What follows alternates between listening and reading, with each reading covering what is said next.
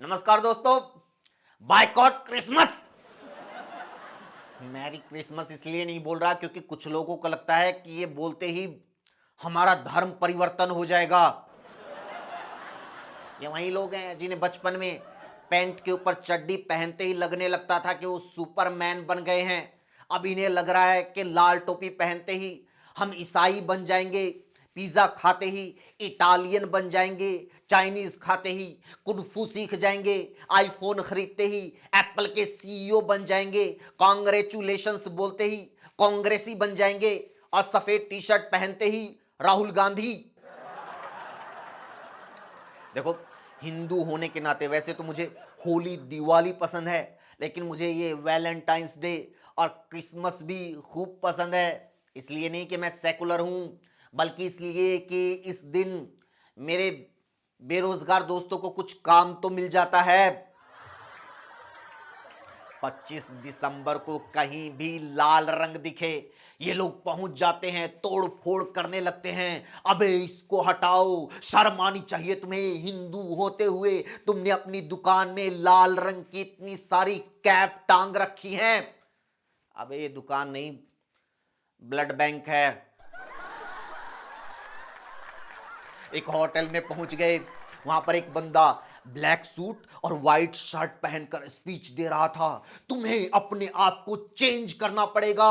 ऊपर वाला भी उसी का साथ देता है जो खुद का साथ देता है, इसलिए सबसे पहले तुम्हें बदलना पड़ेगा।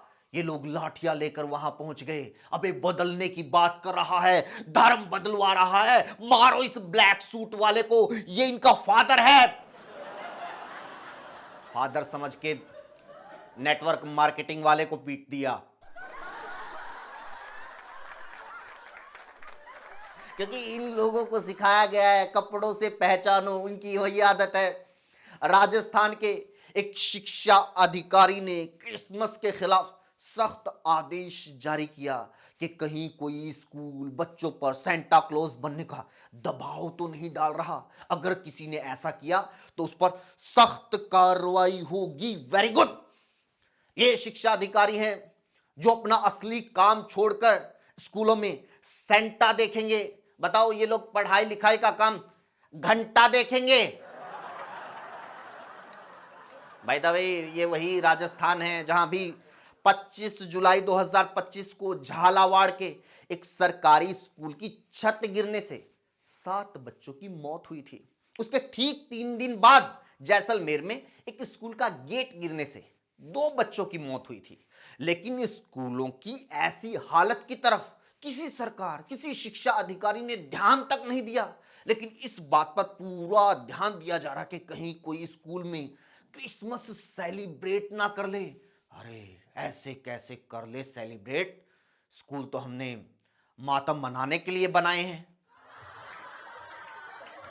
वीडियो में धर्म के ऐसे रखवालों पर आगे बात करेंगे, लेकिन पहले हमारे देश के उन बेरोजगार नौजवानों की बात कर लेते हैं जिनको रूस की सरकार जबरदस्ती यूक्रेन के साथ युद्ध में भेज रही है। किसी को झूठ बोलकर तो किसी को झूठे केस में फंसाकर रूसी सेना में शामिल किया जा रहा है। कभी किसी गुजराती का, कभी किसी हरियाणा वाले का, आए दिन किसी ना किसी नौजवान का वीडियो वहां से आता है। वो बताता है कि कैसे उसे नौकरी का झांसा देकर मौत के मुंह में धकेला जा रहा है।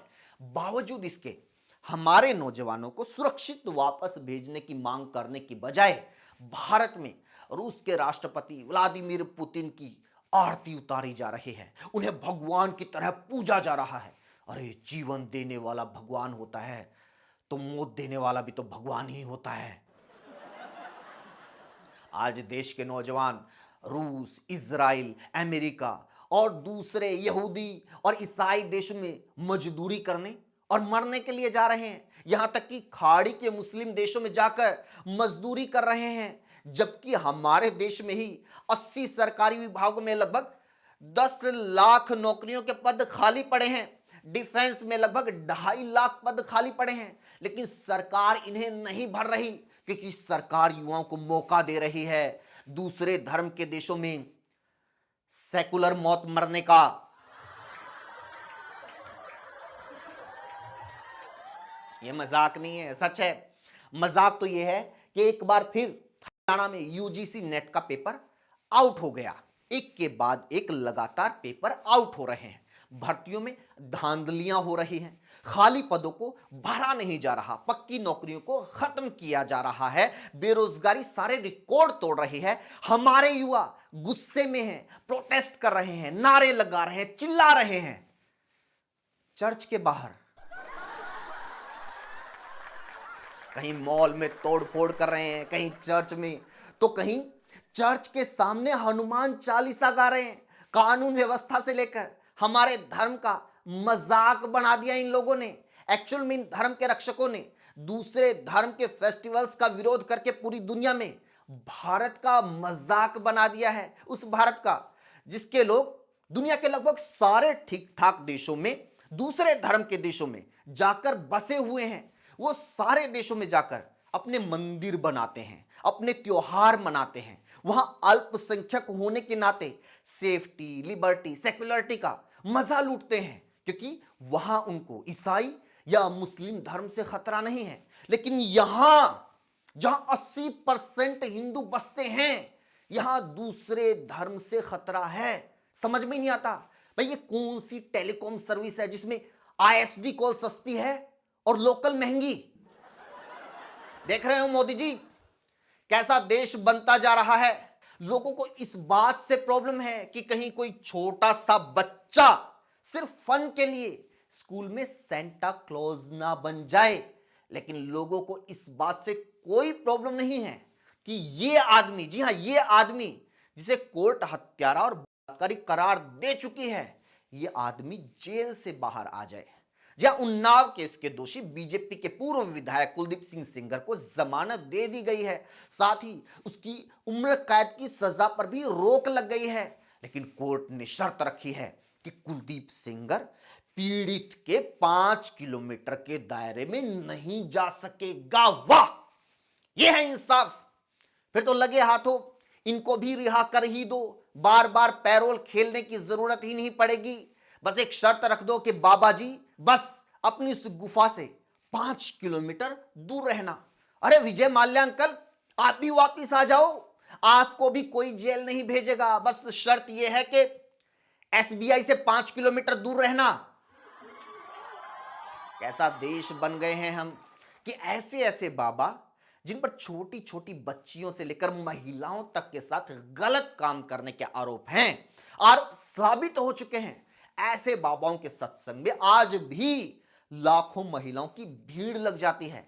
और उन्नाव की पीड़िता के पक्ष में सिर्फ 2 महिलाएं आगे आती हैं, सिर्फ 2 महिलाएं। एक ऐसा देश बन गए हैं हम कि बिल्किस बानो से लेकर उन्नाव पीड़िता तक के दोषियों को रिहा कर दिया जाता है। उत्तराखंड की अंकिता भंडारी के केस में एक के बाद एक नेताओं के नाम सामने आते हैं, आरोप लगते हैं, लेकिन सरकार जांच तक करने की बात नहीं करती।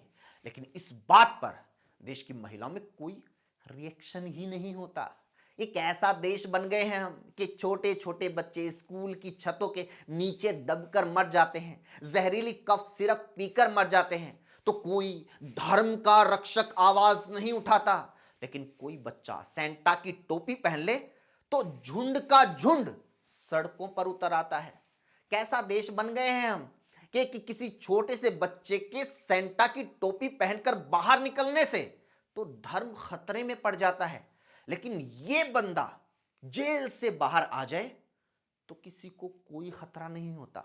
यहां ये रक्षित नाम का बंदा, याद है, इसने नशे में धुत होकर वडोदरा की सड़क पर अपनी कार से 8 लोगों को कुचल डाला था। ये कार से बाहर निकलकर चिल्ला रहा था, ओम नमः शिवाय, ओम नमः शिवाय, अनदर राउंड, अनदर राउंड। इस बंदे को अनदर राउंड खेलने का मौका मिल गया है, इसे जमानत मिल गई है। एक ऐसा देश बन गए हैं हम कि इसको जमानत मिल सकती है, ये भी जेल से बाहर आ सकता है, लेकिन इसको जेल में सड़ाया जा रहा है जिसने जिंदगी में एक चींटी तक को नहीं मारा। इसी के साथ वीडियो में इतना ही दोस्तों। कैसी लगी कमेंट जरूर कीजिए, और लोगों तक वीडियो को पहुंचाने के लिए शेयर कीजिए, जुड़ने के लिए चैनल को जरूर सब्सक्राइब कीजिए। Thank you so much.